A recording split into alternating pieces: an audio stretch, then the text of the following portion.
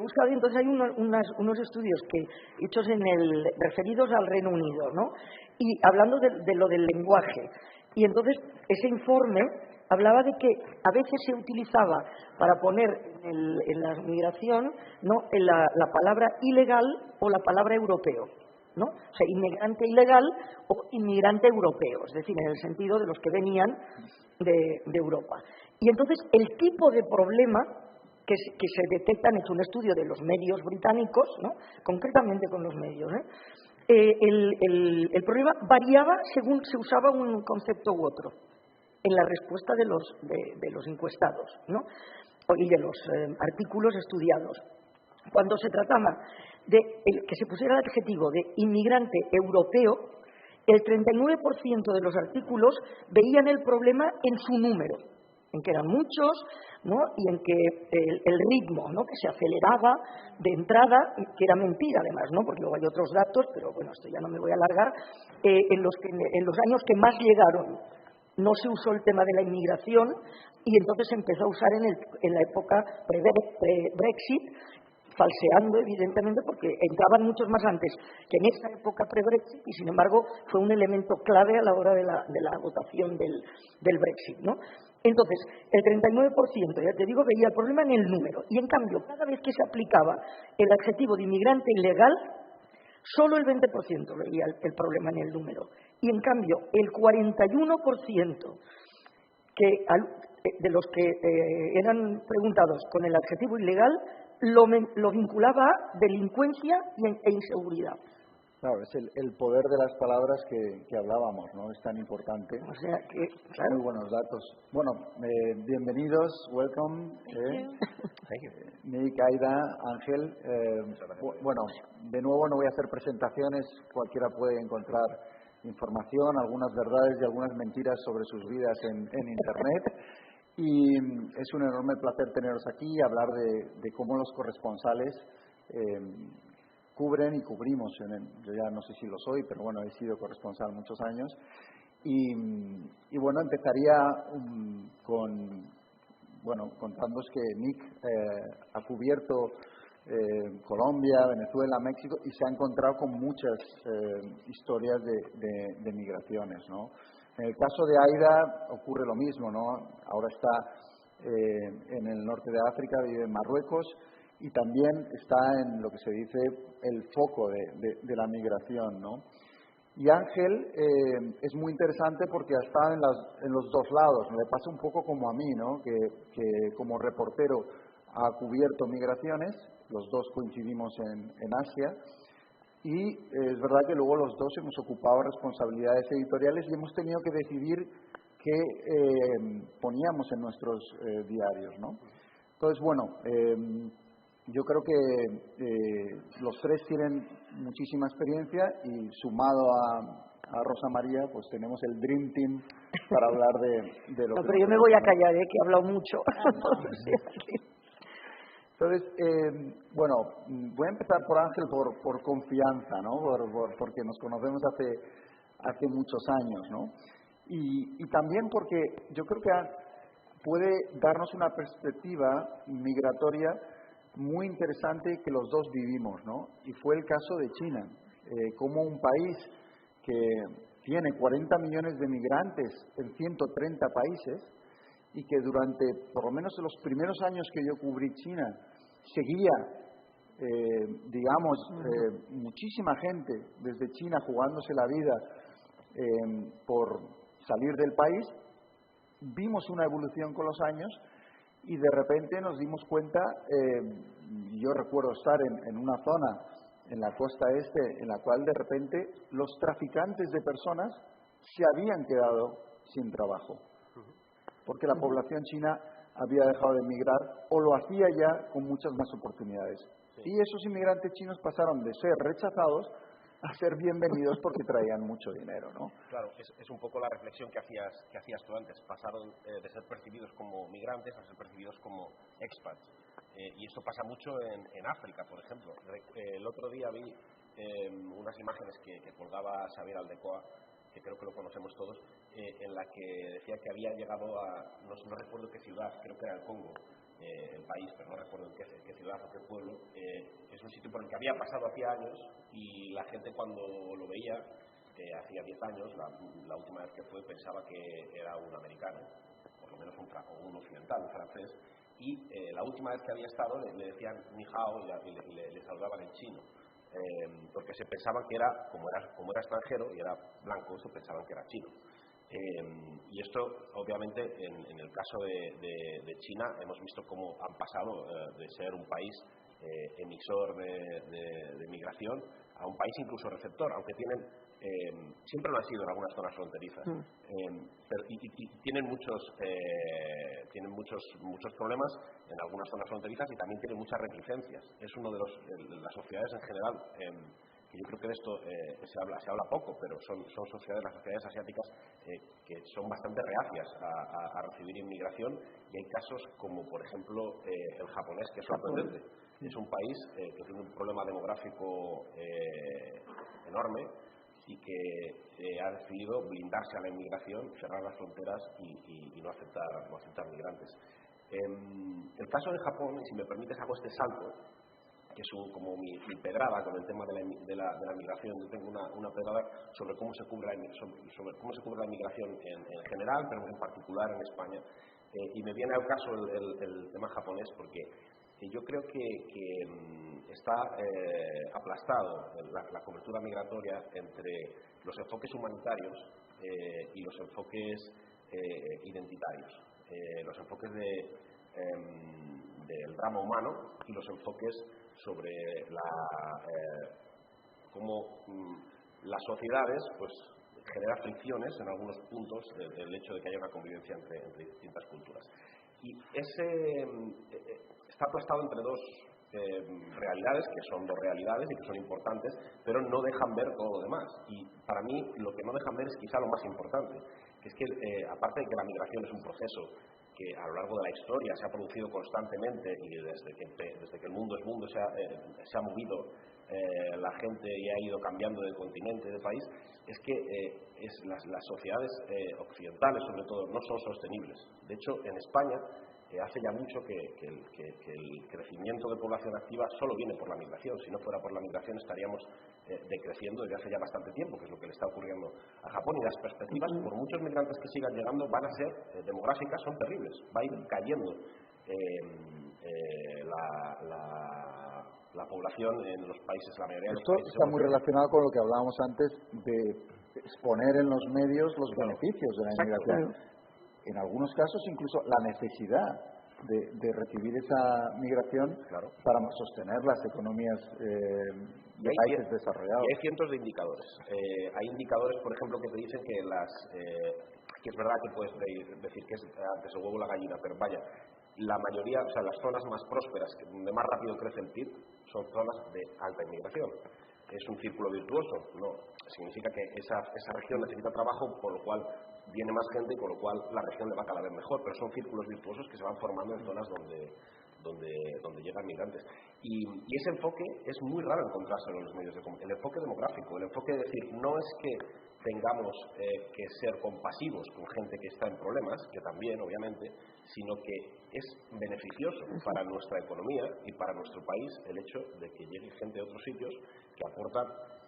Es que además lo puedes ver desde muchos puntos de vista. El migrante tipo llega a una edad a la que ya ha pasado las fases más improductivas de su vida y llega en una edad, si lo ves desde un punto de vista súper frío y racional, y te das cuenta que llega a una edad en la que está a la edad de cotizar, de trabajar como una mula, de tener hijos, es decir, generan en la mayoría de los casos, y si tú a la gente le pones delante eso, le puedes decir, es verdad que, bueno, como decían, recuerdo un diputado británico que lo decía, dice, bueno, sí, los polacos, pues puedes decir, sí, se emborrachan en los bares, pero si solo ves que se emborrachan en los bares, no te das cuenta que también están haciendo las reformas de casa. Entonces te fijas en una tontería, ¿qué más te da que se emborrachen en los bares? También los británicos y los irlandeses se emborrachaban en los bares en Chicago, ¿no? En tu caso, Nick, es el contrario de lo que estábamos hablando de China, no unos migrantes que dejan de serlo y se convierten en expatriados, hombres de negocios. Pero tú has cubierto, además con mucho, yo creo con mucha profundidad, Venezuela y por qué la gente, y este es un caso radical el de Venezuela, por qué la gente se marcha, ¿no? ¿Cómo de importante es contar el porqué, ¿no? Porque yo he leído algunas de tus crónicas de Venezuela. Una de las cosas que me gustaba, y ya sé que el reportero no es el que titula la información, pero que ya desde el título tú tienes crónicas que dicen venezolanos hambrientos huyen para escapar del colapso económico. Ese hambrientos es fundamental, ¿no? Para explicar cuál es la motivación de la gente que se está marchando. Claro, no, exacto. Entonces, la migración en Venezuela fue una forma de contar la realidad de lo que estaba pasando en Venezuela, porque cuando uno toma la decisión de marcharse de un país, entonces eso es fundamental para hablar sobre lo que está pasando en el país. Hace décadas Venezuela era un lugar que aceptaba a miles, millones de migrantes de todas partes del mundo. Muchos venían de Europa. Y de España, muchos. Y de España. Muchos salieron de la dictadura. Mucha gente educada para trabajar en la industria petrolera. Entonces, para vivir esa realidad donde hay ahora millones de venezolanos que están huyendo del país, eso fundamentalmente es increíble para un venezolano imaginar que eso está pasando hoy en día. Entonces, pero bueno, las fortunas del país ha cambiado bastante. Una cosa que me llamó la atención, porque mis lectores están en Estados Unidos por mayor parte, y en Estados Unidos muchos tienen la idea, después de tantos años de debatir migración, de que es inevitable que un país tiene que cerrar la puerta cuando viene mucha gente. La cosa que yo vi con Venezuela y Colombia fue algo al revés. Entonces no había puerta para cerrar. Entonces no había un muro que pasaba por la frontera. Entonces llegaban millones de personas a Colombia y fueron más o menos aceptadas. Entonces no había infraestructura para ayudar a todos, pero había un intento de bienvenida a muchos de los venezolanos que llegaban a Colombia, a Colombia desde Venezuela, más o menos porque había una época cuando los colombianos estaban yendo a Venezuela, porque había el conflicto armado de Colombia estaba muy fuerte y millones de personas pasaban a Venezuela y ahora las olas estaban regresando. Gente colombiana que estaba regresando desde Venezuela, pero también muchos venezolanos que llegaban a Colombia. Y yo vi que había otro ejemplo, otra narrativa que yo no vi en mi país, donde entonces estaban intentando de votar a los migrantes, que había una forma de decir, bueno, esa gente necesita ayuda, esa gente sale de su país por no tener comida, por no tener oportunidades. Y si este país hace décadas abrió la puerta a nosotros, sí, vamos a hacer lo mismo para nosotros hoy en día. Entonces, yo creo que Colombia, aunque no ha hecho todo perfectamente, ha dado un ejemplo a otros países en Europa, en Estados Unidos, de dar documentos a los migrantes, de aceptar a ellos, de simplemente decir, bueno, es que tenemos que ayudarles. Hay miles de venezolanos que están, niños venezolanos que están en las escuelas de Colombia. Y yo creo que, para mí, entre Colombia y Venezuela, vemos otra narrativa y otro ejemplo de cómo se puede enfrentar con olas de inmigración. No con tanto espanto, con tanto temor. Te quería preguntar si crees que tiene que ver también quizá, no lo sé, por eso es una pregunta, si crees que el hecho de que hay dos modelos políticos a los dos sitios de la frontera tiene que ver también con la decisión de aceptar la inmigración venezolana masiva como ejemplo de, oiga, nosotros lo vamos a recoger porque aquí van mejor las cosas, una especie de situación parecida a la que se vivió, por ejemplo, en Cuba con la llegada a Miami, ¿no? Que lo recibes porque, no sé si tiene que ver. Yo creo que inevitablemente sí, la parte política tiene algo que ver. Cuando Iván Duque acepta a venezolanos, eso es algo para decir, bueno, podemos hacer lo que Maduro no puede hacer. Nosotros como de la derecha podemos hacer lo que los gobiernos de la izquierda no pueden hacer, que es cuidar a su propia gente.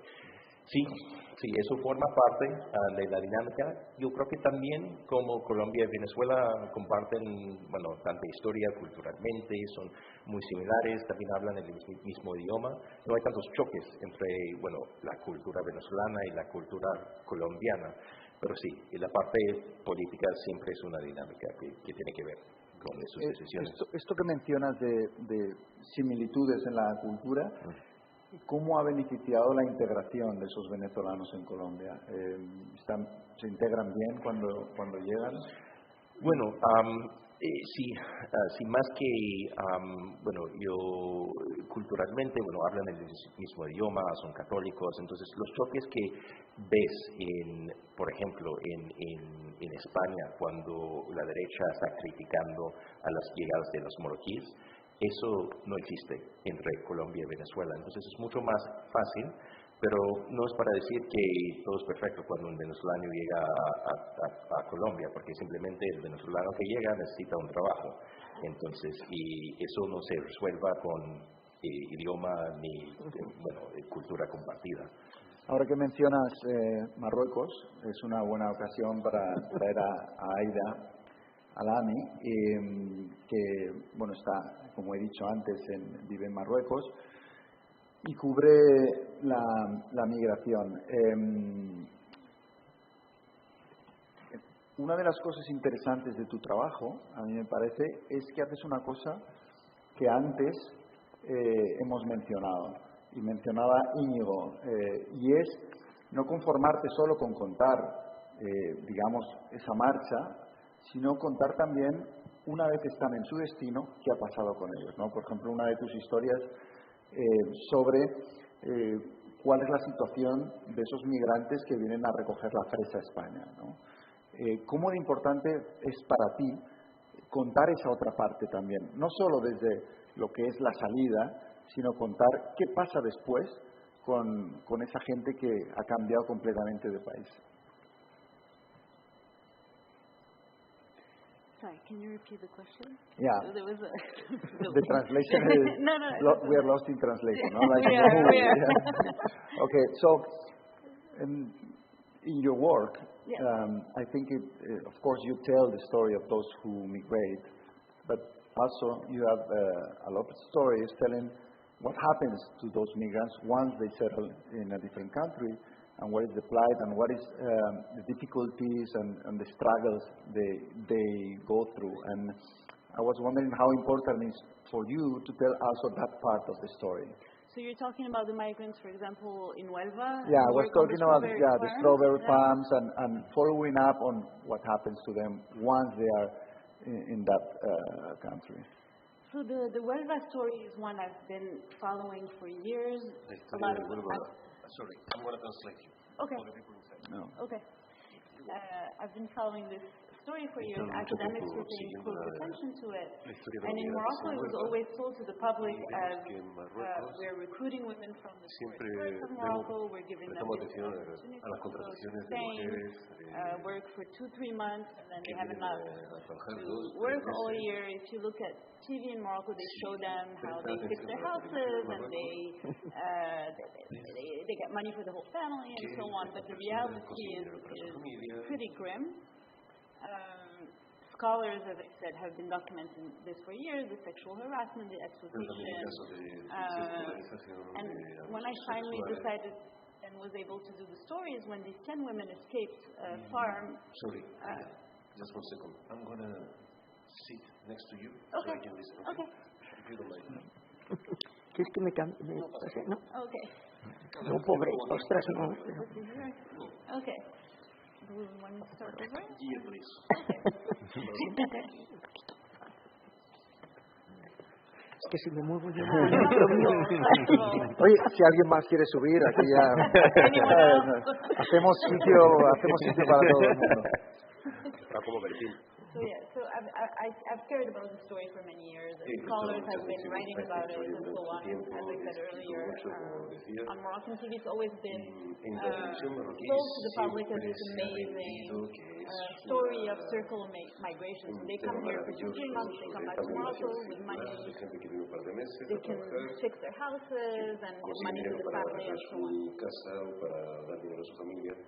And then the reality is much more grim, which is they come here, there's a lot of allegations of sexual harassment who are not investigated by the police.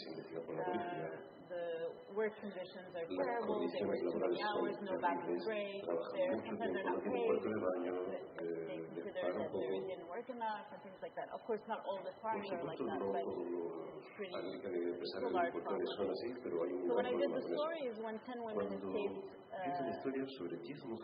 a farm after they accused the owner of several set of sexual assault allegations, from rape to harassment. And they were getting no support in Morocco, and they were reading treated in the media in Morocco, and here they were encouraged by, and I think the case has been since dismissed, and nothing happened. To me, that's one of the most compelling stories I've worked on, because these women are at there's a class of discriminations. They're migrants, they're poor, they're women. So they embody every discrimination possible in one person, That gap you talk about between reality of these migrants and what people think in the countries of origin, I mean, how can we close that gap so people know what they're going to face once they migrate? And is there a problem there that the lack of a strong local, maybe journalism in those places, that they don't get the reality of what's going to be the situation? David pregunta sobre la brecha que hay entre la percepción que tienen los migrantes o la información que hay sobre los migrantes en origen y sobre la que después se transmite aquí, que es una brecha enorme. ¿Cómo se puede romper esa brecha? Sí, o sea, un poco cómo se puede conseguir que esos migrantes antes de venir conozcan la realidad de lo que es, porque no les llega. Yo no sé si una de las razones es quizá que el periodismo local no está contando esa realidad de lo que se van a encontrar. Los propios migrantes a lo mejor tampoco están contando a sus entornos la realidad de lo que están viviendo. Es saber un poco cómo se podría romper esa desinformación. So as you said, we need a lot more reporting on this, because you have two governments who benefit greatly from this. On one side, you have Spain that makes millions of euros every year on the back of the labor of these women. And then you have Morocco who happy to solve the poverty problem for, hence, 2,000 people.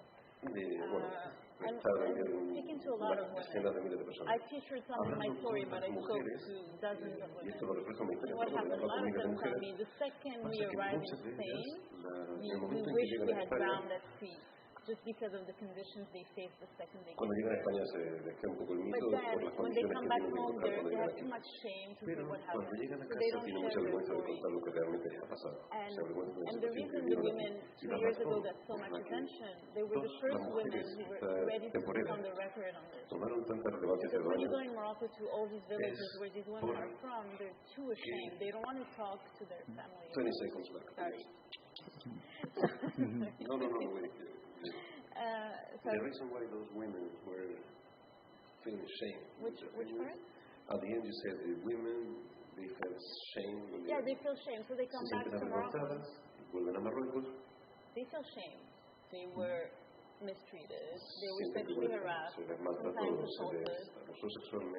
They've had work days where they work 12 hours, they were not allowed to go to the bathroom, they had to go to the bathroom on their work site. Strawberry is a very hard work, you have to bend all day. I went to an organic farm in Huelva where a un espacio agrícola empresa en Huelva, orgánico y ético en Huelva. Me contaron because for their back, okay. La mujer no tenía que trabajar más de una hora seguida por el daño que le causaba en la espalda. And these are these women working for 12 hours without break. Mujeres sin embargo But they come back to Morocco and they don't want their village to know. Pero no They tienen, wanna, vuelven a Marruecos y no tienen que su familia en esas condiciones. Es algo curioso e increíble, ¿no? Lo poco que los propios medios españoles investigan y reportean en esos abusos que se están cometiendo en nuestro país con respecto a esos migrantes, ¿no? Volviendo a Nick, y un tema que me interesa también, que son las dificultades de trabajar en migración. Cuando un país ve que millones de sus habitantes se marchan, es un poco humillante para el gobierno, como hablábamos antes. Tú en Venezuela tuviste muchos problemas con el régimen precisamente por contar la realidad de lo que estaba viviendo el país en ese momento, ¿no? Háblanos un poco de esas dificultades que te encontraste. Sí, me fue muy difícil hacer reportajes en Venezuela por tema de conseguir visas. Yo tenía esos problemas, tengo muchos colegas que no les dejaban de entrar y simplemente en esa época ha cambiado un poco en los últimos años, pero entre como 2016 cuando yo llegué hasta como en 2019 fue años muy difíciles para el gobierno, porque como es un gobierno de la izquierda, el gobierno que surgió con Chávez, con muchas promesas sobre lo que podían brindar a la población, enfrentarse con esa realidad de que no podían dar de comer, no podían brindar los servicios fundamentales, fue sí, muy humillante para el gobierno, para el régimen. Entonces, una manera que ellos, una estrategia que ellos tomaron fue de simplemente cerrar la puerta a los medios. Entonces, había muchos retenes en el país. Cuando uno andaba por el país, había que explicar lo que estabas haciendo. A veces no te dejaban de pasar. Reportar, por ejemplo, en el tema de los hospitales. Muchos venezolanos salían de su país porque no podían conseguir medicamentos, porque no podían conseguir tratamiento médico, porque tenían cáncer o un tipo de enfermedad y entonces salían.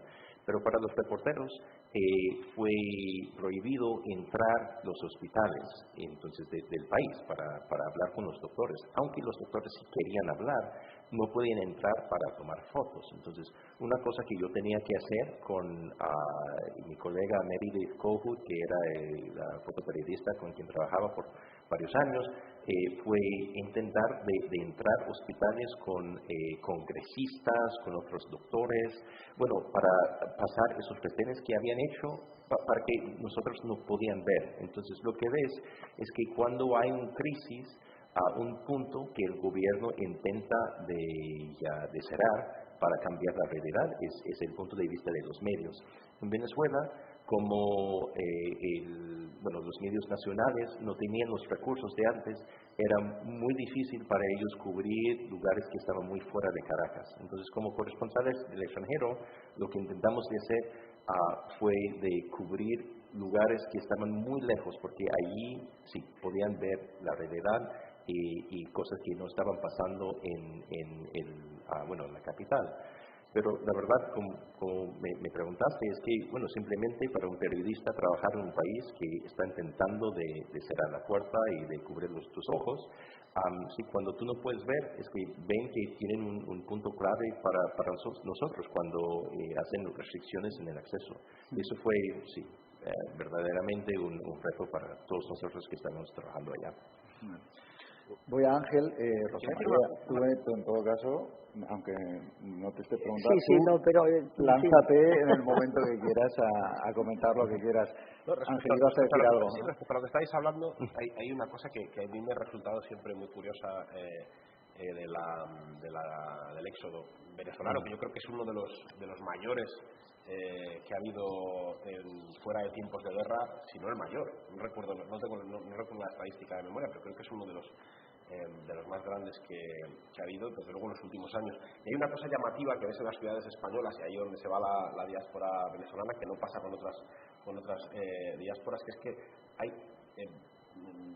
gente de todo tipo de procedencia, de todo tipo de clases sociales. O sea, ha salido prácticamente todo el mundo que ha podido. Te encuentras desde millonarios que, como sabemos, tienen comprado un medio barrio de Salamanca, hasta en las últimas, sobre todo las últimas jornadas, gente muy humilde que ha conseguido llegar a España. Y yo no sé si hay algún ejemplo reciente en el que un país entero, independientemente de su clase social, abandona prácticamente aquel que puede. Te tendrías que ir quizá a Afganistán, donde hubo situación de guerra, ¿no? Sí, pero también Siria, es lo que se produjo de que primero se marcharon aquellos que tenían medios para marcharse y tenían el dinero, y luego todos los que pudieron. Y esa situación, que es de la guerra anterior, se está repitiendo otra vez, ¿no? Sí, pero como dices, Ángel, no es como en Cuba, cuando tenías una clase muy alta que salió mal. Entonces eso es todo. Y una cosa que me llamó la atención hace unos años fue unos videos que se subían en YouTube en las que viste a un venezolano que había ido a Madrid, a otro país, enfrentándose en un supermercado, un mall, un lugar público, cuando veían a un exministro que también estaba en el mismo país intentando buscarle la vida allá. Entonces, y en los aviones, ¿verdad? Sí, exactamente. Y ves, bueno, un choque de clases, pero fuera de su país, porque sí, todos tenían que salir. Entonces, y sí, es algo, yo no sé si es algo muy único, pero la verdad es que no se ve. Normalmente solo es la gente que con recursos que sale, o los que recursos, bueno, siguen allá, pero en el caso de Venezuela sí, han salido de todas clases. Una pregunta para todos. En el caso de Ángel, más desde el punto de vista de editor, y en el resto, más desde el punto de vista de los corresponsales, es cómo os enfrentáis a esa posible fatiga que hay en la audiencia de que constantemente está recibiendo información sobre migración y que puede estar perdiendo el interés después de leer mucho, ¿no? En el caso de mi experiencia como director del Mundo, yo recuerdo que después de lo que ocurrió con Aylan, aquel niño que se fue encontrado en una playa en Turquía, detectamos una bajada. Primero hubo una subida de interés muy grande y luego una bajada muy importante que durante el resto del año que yo estuve al frente del periódico no conseguíamos remontar para que la gente le interesara, ¿no? Entonces, primero Ángel, tú desde el punto de vista del editor, ¿cómo combates eso? Y luego nuestros corresponsales, también vosotros, a la hora de seleccionar las historias que escribís, si tenéis eso en cuenta y cómo lo intentáis superar. Sí, bueno, las audiencias, esto es algo que no sucedía con el anterior, el mundo del papel, en el que no estaba cada decisión marcada por un medidor de audiencias, y ahora en el mundo digital, como sabéis, es incluso más tiránico que las televisiones o que las radios en los medidores de audiencia. Y lo que está, lo que dice David, y vamos, en nuestra experiencia en el Confidencial lo ratifica, es que el tema de la inmigración no da audiencias casi nunca, y sucede, yo lo ampliaría, porque no sucede solo con la inmigración, sucede con todos los temas que el lector o que la audiencia considera mainstream. O sea, cuando le estás mandando un mensaje que el lector ya sabe cuál es ese mensaje. Otro ejemplo clarísimo es el del cambio climático o los temas que tienen que ver con la protección del CO2, o todo ese tipo de noticias no se leen muy poco. Otro área que tampoco se lee prácticamente nada, quizá hay medios con más sensibilidad, los que se lee un poco mejor, es todo lo que tiene que ver con el feminismo. Yo lo achaco a que la gente ya, cuando ve el titular, cuando ve el enfoque, el clic mental que hace es, esto ya sé de qué va, ya sé que me están contando, no hay efecto sorpresa. De hecho, y eso es un problema también a la hora de tomar decisiones, las cosas que sí tienen audiencia cuando tienen que ver con temas mainstream son aquellas que van en contra de la corriente mainstream. Si tú sacas un tema diciendo lo contrario que la gente escucha tradicionalmente en un medio de comunicación sobre inmigración, ahí es cuando atrae su atención. Pero claro, esos son mensajes que generalmente es súper peligroso el juego.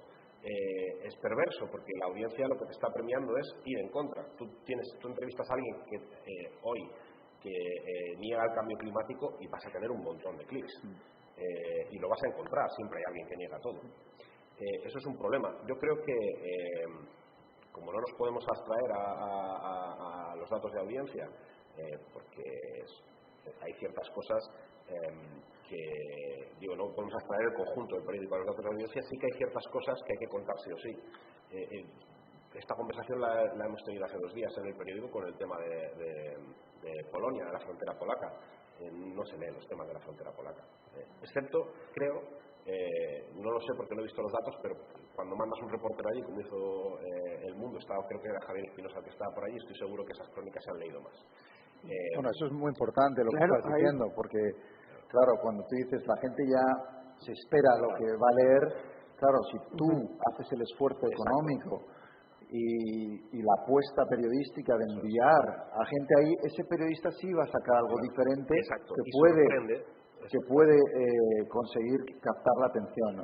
No, la clave está ahí, efectivamente. El que ya no vamos a los sitios, el que ya no se va. Casos, porque es verdad que en el New York Times, que tiene, que me corrija Nick si me equivoco, pero creo que hoy tiene más corresponsales de los que ha tenido nunca en su historia. Claro, es un medio muy importante con esos medios, pero luego es verdad que hay un abandono del periodismo sobre el terreno. Totalmente. Que hace muy difícil generar o contar historias diferentes, originales y diferentes. Lo que pasa es que esto ya si lo remontamos a un plano superior, como yo decía antes, el que me es de obsesión, el marcar el tema, es el que claro, que lo que se pretende precisamente es que se canse la audiencia. Claro. Es decir, que el modelo que se busca, este modelo de aceleración, de superposición permanente de informaciones, de desvalorización de las informaciones, ¿no? Hacen que la ciudadanía, claro, pues el receptor se canse, que es lo que se pretende, o sea, es decir, que no vaya a profundizar.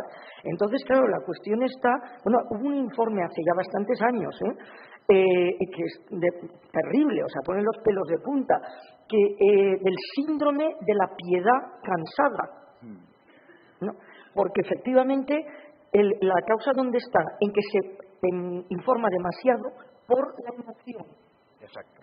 Entonces, tú no puedes estar permanentemente emocionado. O sea, es decir, la emoción es necesaria para alertar, o sea, para captar, pero lo que no puedes es permanentemente estar en un nivel, ¿no?, de emoción. Entonces, eso provoca cansancio. Lo que vamos a saber, lo que estáis diciendo los dos. O sea, si tú mandas personas que empiezan a introducir no solo emoción, sino conocimiento en lo que estás contando, que es un poco lo que vosotros habéis hecho, ¿no? Datos de otros aspectos, etcétera. Claro, mantienes el interés, porque es como si fuera una novela de qué realmente está pasando, ¿no? Y provocas ese enganche del receptor que quieres continuar sabiendo. Y entonces, ya por ende, pues lo que hablábamos al principio, le conduces a que se haga preguntas y a que, bueno, pues tome ya una participación activa, pero con conocimiento. O sea, no solo de, ay, qué pena, pobrecitos, ¿no? O sea, pero que es un mecanismo muy perverso y muy estudiado, o sea, que no es casual. Nick, Aida, vosotros, ¿cómo seleccionas tú esas historias y si te preocupa esa fatiga que puede existir en la audiencia en temas como la migración? Claro, no, siempre es un reto, porque el reto es exactamente eso, la tragedia, la crisis, esas historias no están cambiando, pero nosotros como periodistas necesitamos cambiar la forma de contar, porque si no vamos a ver un cansancio. Entonces, un ejemplo que intentamos, que trabajé con AIDA, fue una historia sobre un señor que se llama Martín Zamora, que trabaja en el sur de este país, en Algeciras. Entonces, él está involucrado en la crisis migratoria, pero desde su punto de vista, él tiene una funeraria en España, y él es un señor que recoge los cuerpos y está intentando de repatriar a los marroquíes, a los que llegan de África. Entonces, en esta historia vimos otra forma de contar la historia de los que pierden la vida en el Mediterráneo, pero sino del punto de vista de la persona que recoge a los cuerpos. Entonces, yo creo que, y también como damos cuenta de que hay un cansancio de leer tanto, hicimos un podcast también sobre el mismo tema. O sea, los nuevos formatos ayudan mucho a romper con la buscar inercia. Otras formas de presentar una historia muy similar a una historia de 5 años, pero un nuevo formato, con nuevos protagonistas, para que, esa historia sigue relevante en la mente de los lectores y los que están oyendo, en el caso de un podcast. Otra cosa que parece a mí muy clave y también es reto es COVID, porque yo creo que hay un cansancio de escuchar sobre los que han muerto. Por ejemplo, si hay una patera que cae en el mar y muere 60 personas, después de ver que, ayer en España, si estamos hablando de hace unos meses, y murieron 500 personas de COVID. Y cada día en las noticias te dicen cuántas personas han muerto, claro. Y que gane la vida de 60 personas si habían otros 200 que murieron del virus. Eso, no sé cuál es la solución a eso, porque COVID va a seguir. Y creo que hemos en el último año aceptado un nivel de muerte en el mundo que nunca antes. Simplemente decir que esa cantidad de personas murieron ayer no es suficiente para llamar la atención de un lector hoy en día, porque han visto un desastre a un nivel mucho más grande. Entonces, sigue la necesidad de buscar nuevas formas de contar la misma historia para evitar el cansancio. Aida, you want to join Ada? Anything? Waiting for Jose to... Okay. I don't even think my mic works. Does my mic work? Okay. Yo no me cambio porque es que hay problemas y me voy allí con mi micrófono. Porque esté aferrada a mi sillón. It's fine, you're translating it, right? With me, it's en mi caso, so I do these kind of stories. Yo hago este tipo de historias en distintos lugares del mundo. Si hablamos sobre Marruecos, que para mí es al mismo tiempo un reto y también un lugar muy interesante, la dificultad añadida está en que hay muchas cosas sobre las que no puedes informar en Marruecos. No solo por los problemas que trata el periodismo, pero también a nivel práctico, cuando vas a lugares a los que no te dejan acceder.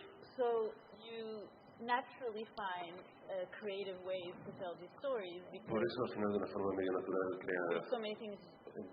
inventan la forma de contar las cosas. Yo durante muchos años he desarrollado esta habilidad para buscar, para ir haciendo zigzag y lograr encontrar historias sobre migraciones que pueden ir, por ejemplo, sobre la primera mujer pescadora en Senegal metida en el tema migratorio. Y creo que últimamente los lectores están interesados en leer historias.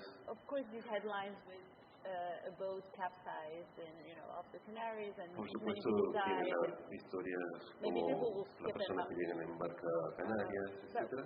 Pero ya lo mencionábamos antes, con Nico Castellano, por ejemplo, en las Canarias, durante muchos años él ha estado escribiendo sobre estos temas y siempre al final encuentra...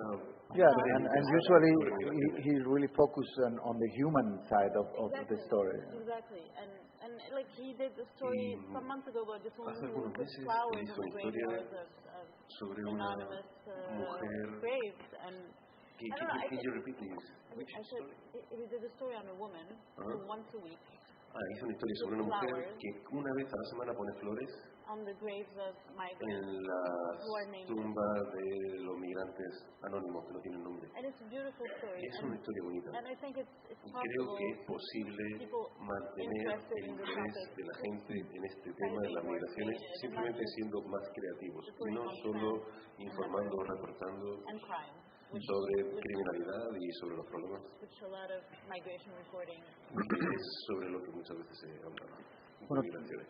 Tuve el honor de hacer de taxista para Aida para venir a Mérida, me la traje conmigo y estuvimos hablando mucho también de las dificultades a las que se enfrenta, ¿no? El acoso constante a la que se enfrenta por hacer su trabajo. Y una cosa que en España a veces se cuenta poco, porque aunque Marruecos está al lado y lo podemos ver desde la costa, la información muchas veces es escasa y no llega a ser muy profunda. Y una de las cosas que está pasando es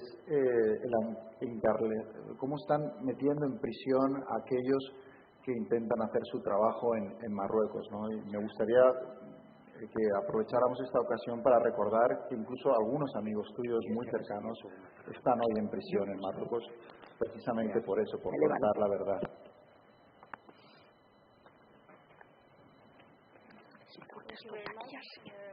Gracias por mencionar este tema.